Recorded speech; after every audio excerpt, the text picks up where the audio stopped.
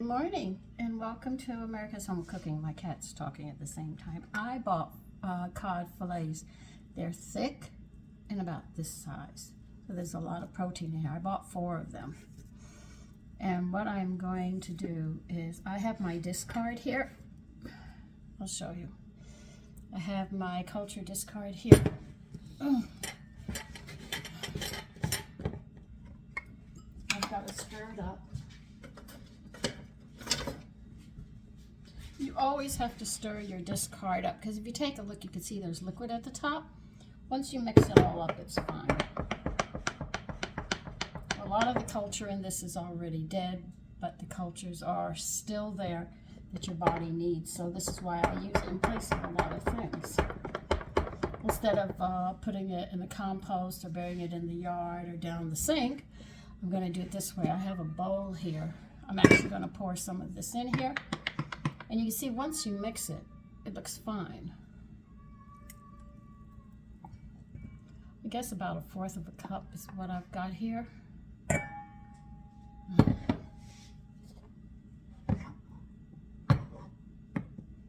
So you can use this in place of buttermilk. You can use it in place of milk. I use it to coat fish, my meats if I'm braising them, which means browning them. Or I'll use them in place of the milk and stuff for muffins and biscuits and stuff. So it does get used a lot. Put it back in the refrigerator. And I am going to use my Cajun herb mixture that I made. I figured it would be nice and spicy. Now, how much am I going to put in? I have no idea. But see, I put a little bit of that in. I'm going to coat them in this. Let me see how. This is when you look to see what you want.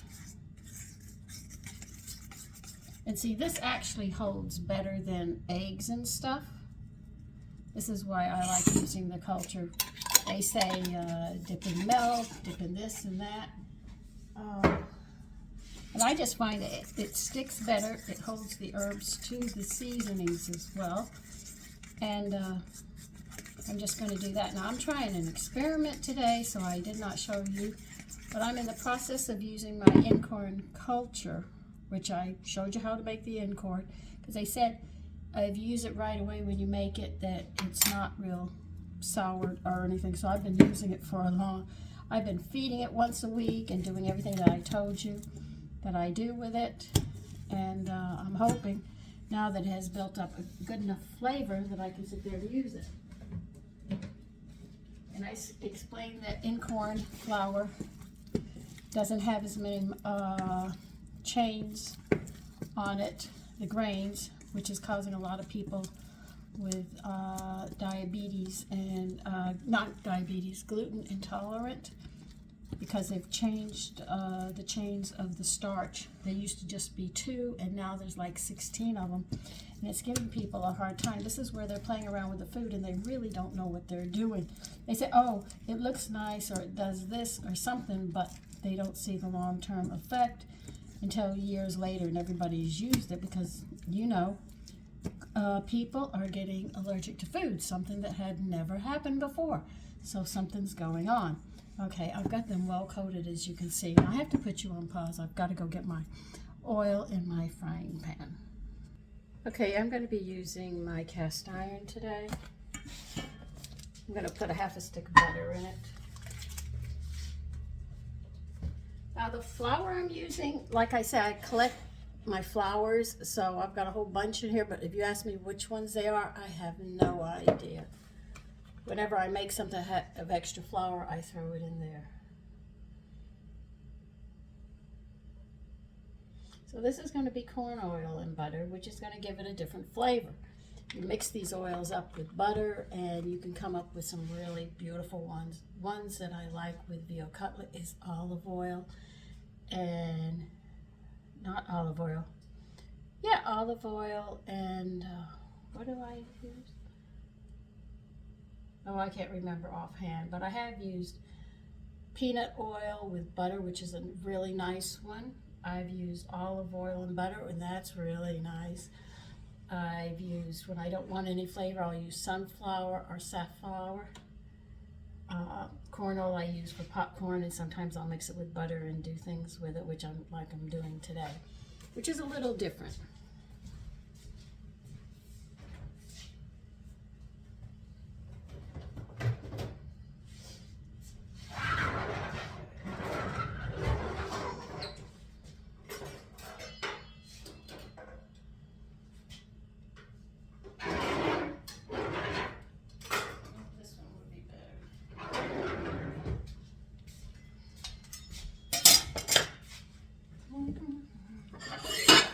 Biscuits I made this morning are going to be served with this, and I think I have baby carrots because I haven't gone shopping in a couple of weeks.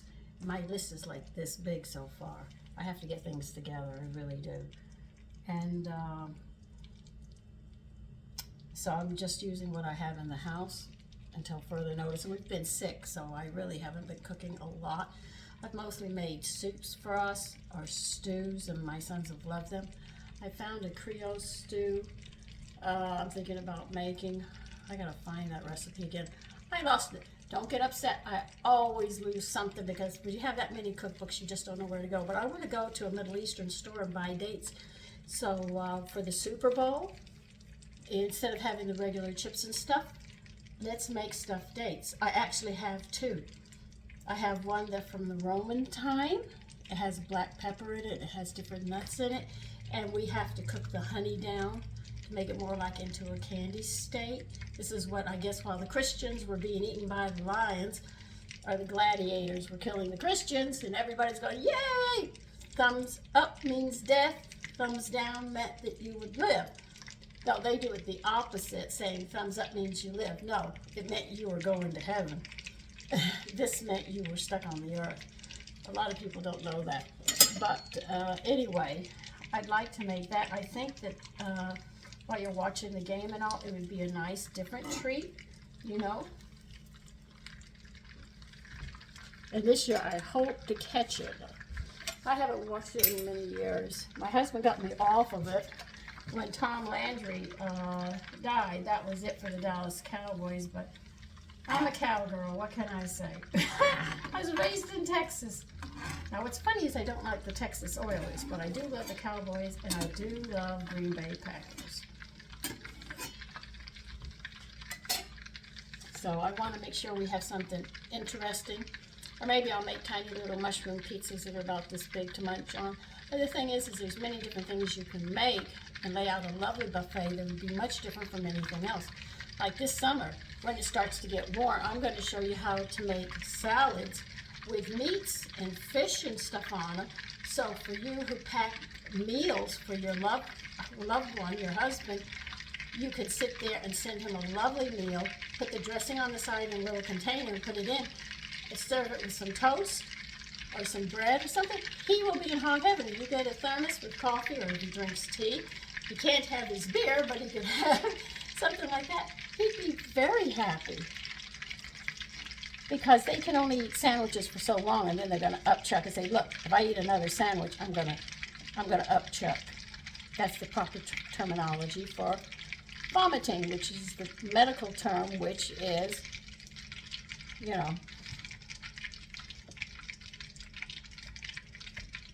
Now see, these are nice and coated. I couldn't tell you what flour it is. I mean, like, I'm really batting a good average. But I told him I wanted 2 pounds. I even got smelts. I don't even know if you people know about smelts. We used to have them with coffee, with rolls for breakfast. My husband, he taught me about smelts. I had never heard of smelts before. So that was a big thing. And you know that cast iron is the best. I'm sorry, I don't care what anybody says. You can do all the engineering. The pots that survive are cast iron. So if you have them, 10 generations later, they're still going. They just don't die. Even in a fire, they come out. Maybe a little scar or something, but that's it. I want to buy some more. I love cast iron. We used to have cast iron that had the shape of the corn, and my mother used to serve cornbread like that, and they were very crunchy. I remember that.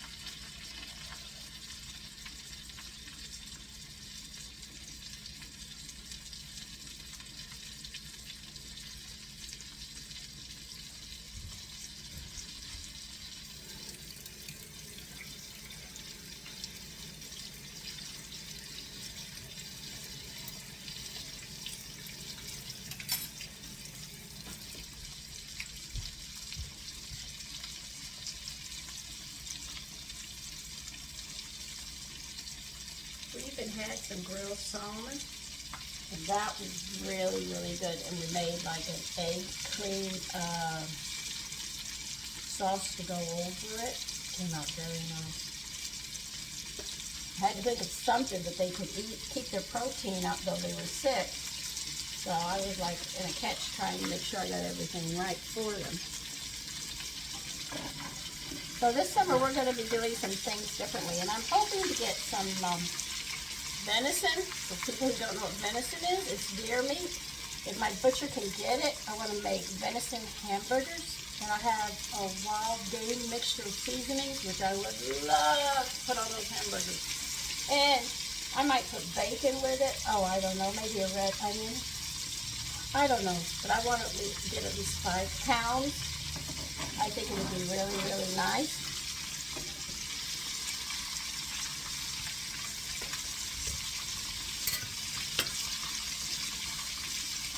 So you can see I got some ideas floating in my head.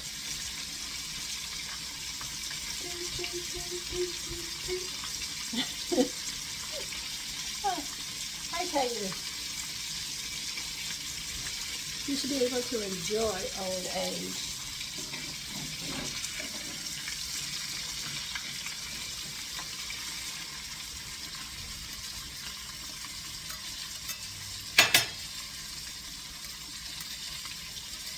My grandparents never went to a nursing home.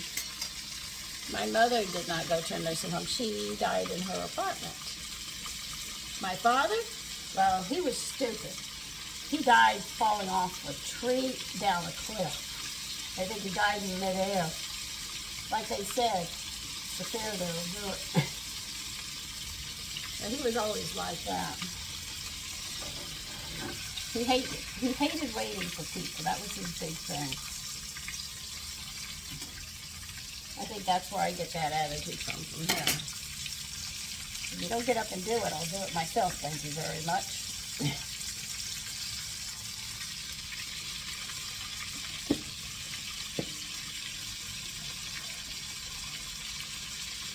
What am I going to make next? You know, I really don't even know what I'm going to make. I hope I can find that Creole roast, stew. They call it Creole stew.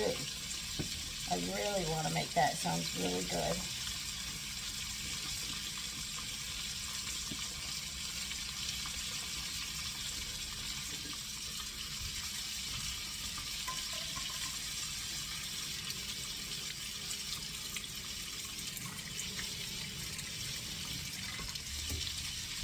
The butter and corn oil gives a beautiful smell to the cod.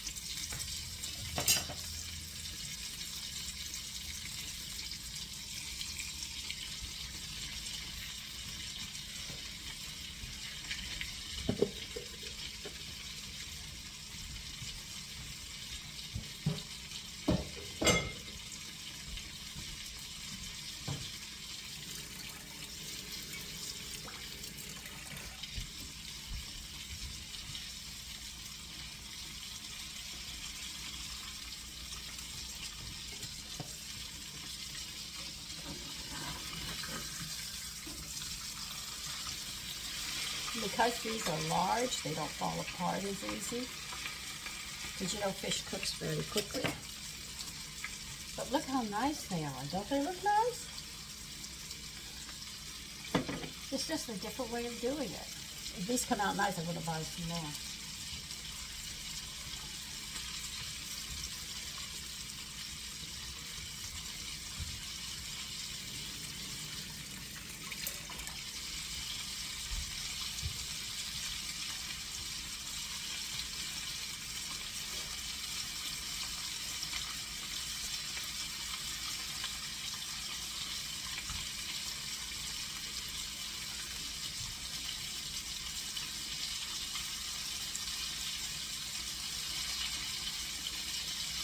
So this incorn recipe comes out nice.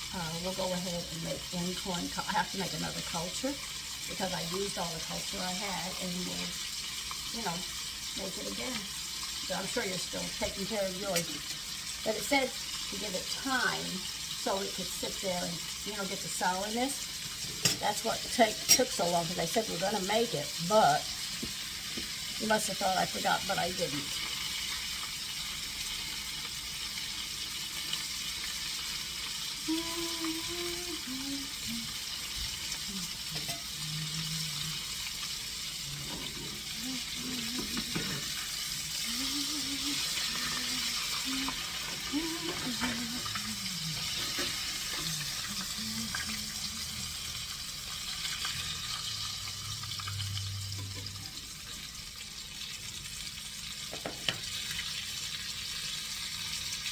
Just something in it now. And there, we're just about done. Now, if you get fillets, just count how many people you have. This is a lot of protein in each piece, so because it's thick, don't look at the size that's this way. Look at how thick it is. Oh, $2 for this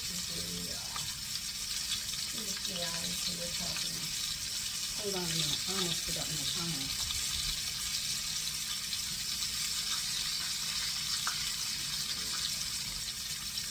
Okay. I forgot to clock my bread here.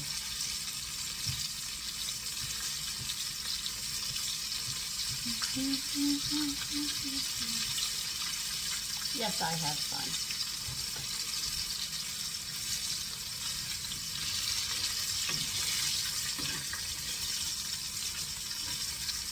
I just took down my Christmas tree and things because the 12 days of Christmas are up.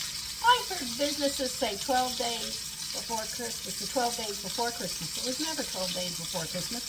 It was always the 12 days of Christmas, which start on the December 25th and goes to January 6th. Now, if you're in the country in Texas and you have natural trees, not synthetic, we used to have a bonfire on January 6th on one of the ranches. I think it was the Dowdy's Ranch we had it on, if I remember, or maybe the Carpenter's Ranch. I'm not sure which one. Might have been the Carpenters, because the Carpenters were very much into the church. They were in the choir, I should know. Here they are. Cod fillets that I'll be serving today. Don't they look nice? So listen, you take care. Stay warm. It's cold. We are in teens today. Last night when I went to bed, it was 16. I said, oh God, it is really cold. Anyway, take care. Bye-bye.